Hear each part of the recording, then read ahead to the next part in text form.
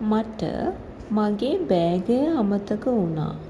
එතකොට මෙතන අපි බලන්න ඕනේ සබ්ජෙක්ට් එක ක්‍රියාව කරන කෙනා. මෙතන ක්‍රියාව තමයි අමතක වුණා.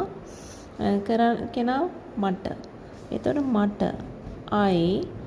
දෙවනුව අපි හැමතිස්සෙම ගන්නේ ක්‍රියාපදේ අමතක වුණා. මොකද මේ අමතක වුණා? අමතක වෙනවට අපි කියනවා forget. forget forget. ඒකේ අතීත කාල පදයේ තමයි අමතක වුණා. forgot කියලා කියනවා. forgot.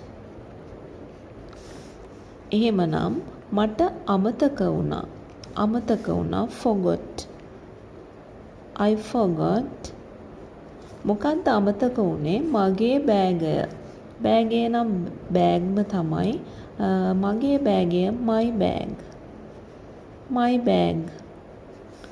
I forgot my bag. I forgot my bag.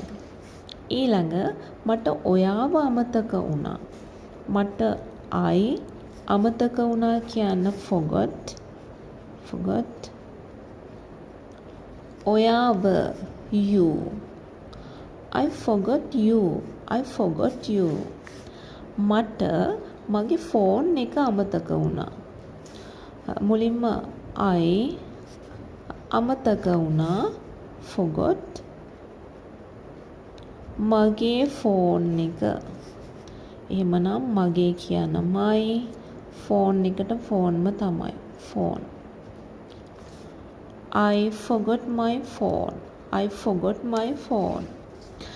මට ඔයාගේ නම අමතක වුණා. මට ඔයාගේ නම අමතක වුණා. මේක කොහොමද කියන්නේ කියලා කමෙන්ට් කරන් යමු.